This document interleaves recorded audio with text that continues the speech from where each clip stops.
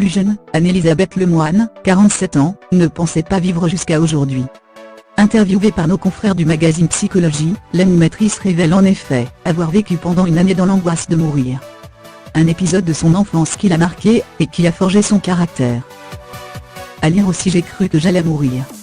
J'ai cru que j'allais mourir, Shannon Doherty en larmes face au cancer, j'ai cru que j'allais mourir. J'ai cru que j'allais mourir.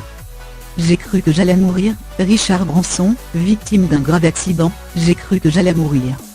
J'ai cru que j'allais mourir, j'ai cru que j'allais mourir, Rob Kardashian hospitalisé à cause du diabète, j'ai cru que j'allais mourir. À l'âge de 10 ans, celle qui est aujourd'hui aux commandes de C'est à vous, France 5, était une petite fille très pieuse. Un soir, en 1981, alors que je faisais ma prière avant d'aller me coucher, j'ai entendu une voix qui me disait « Tu vas mourir le 11 mai 1982 », confie-t-elle. Effrayée, elle a foncé voir son père pour lui expliquer ce qui venait d'arriver. Ce dernier, présenté comme fataliste, a expédié son cas en lui lançant un expéditif à faire une prière, alors qu'Anne-Elisabeth Lemoine aurait eu besoin d'être rassurée par un bien sûr que ça n'arrivera pas. J'ai vécu pendant un an dans la terreur de ce 11 mai 1982, poursuit-elle.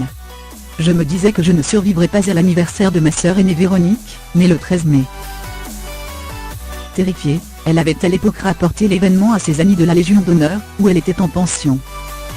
C'était compliqué, cette angoisse à porter, pour une petite fille de 11 ans. La nuit du 10 mai, j'ai voulu résister au sommeil.